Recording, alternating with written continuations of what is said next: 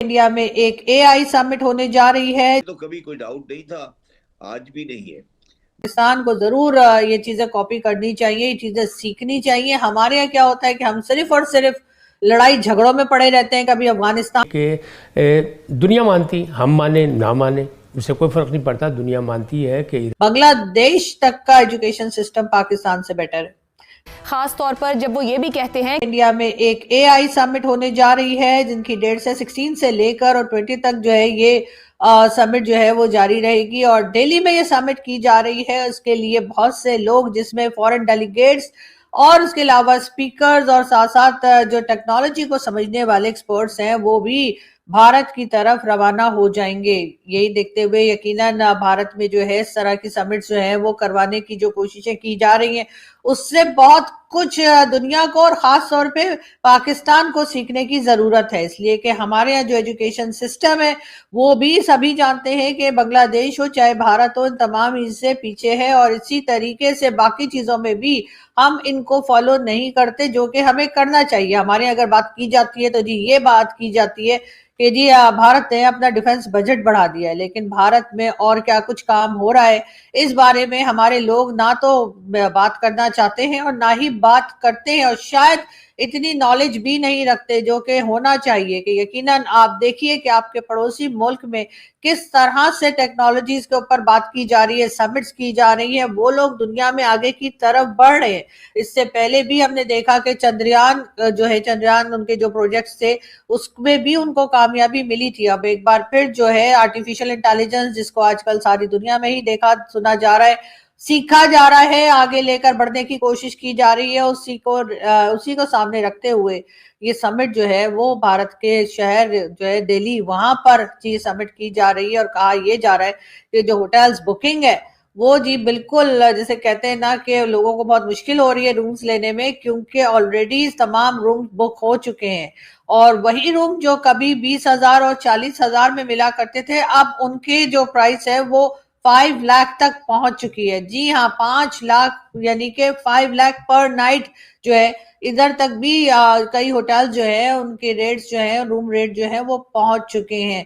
यकीनन भारत को इससे बहुत इस समिट से बहुत फायदा होगा। एक तरफ तो उनके लोग, उनके स्टूडेंट्स जो है इन चीजों को सीख सकेंगे, उसके लिए बात कर सकेंगे, आगे की तरफ बढ़ सकेंगे दुनिया के साथ कदम मिलाकर। उसी के साथ साथ अगर हम इकोनॉमी की बात करते हैं, हमारे यहाँ अगर हम फाइनेंस की बात करते हैं, तो उसमें भी भारत को इस तरह की जो समिट्स होती हैं उससे बहुत फायदा होता है, क्योंकि कहा यही जा रहा है कि रूम्स जो हैं वो ऑलरेडी तमाम के तमाम बुक हो चुके हैं, जबकि उनके रेट जो है बहुत हाई हैं। इसके बावजूद पूरी दुनिया से लोग जो है वो भारत की तरफ आ रहे हैं।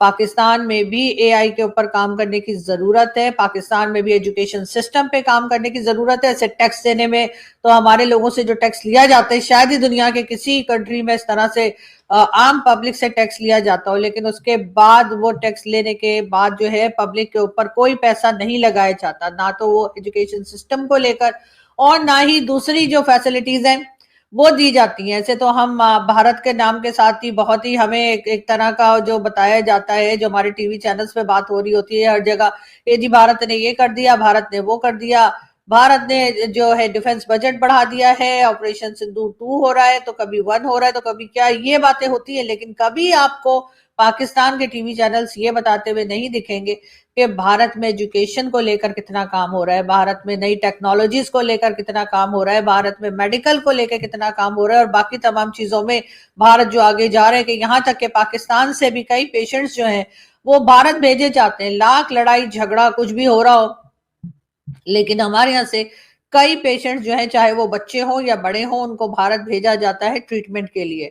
ये फैसिलिटीज पाकिस्तान में अपने यहाँ क्यों नहीं हो पा रही, ये फैसिलिटीज पाकिस्तान खुद क्यों नहीं कर पा रहा?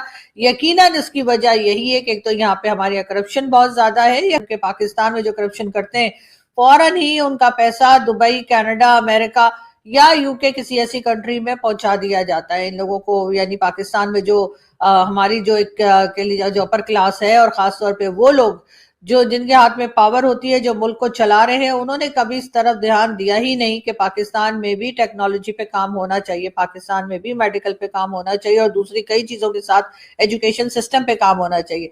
उसकी मेन रीजन यही है कि इन लोगों ने तो यहाँ रहना नहीं होता, ना ही इनकी औलादों ने यहाँ रहना होता, ना इन्होंने यहाँ किसी को पढ़ाना है, ना लिखाना है, ना यहाँ रखना है। सबके सब जो है वो अपनी फैमिलीज को बाहर ही रखते हैं। इस वक्त भी जो लोग हुक्मरान हैं, इस वक्त भी जो लोग पावर में है, बताया यही जाता है कि उनमें से भी मेजोरिटी की फैमिली जो है वो पाकिस्तान से बाहर ही है।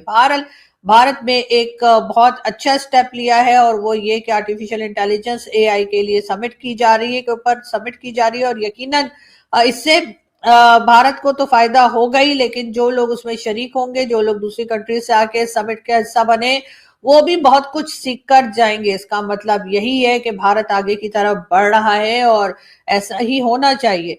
ये और बात है कि पाकिस्तान के साथ टेंशन रहती है, पाकिस्तान के साथ जो है वो कई बार जो है वो एक दूसरे के ऊपर क्लैशेस भी हुए हैं और इसी के साथ चाइना के साथ भी टेंशन रहती है, लेकिन भारत ने अपनी तरक्की का रास्ता नहीं रोका।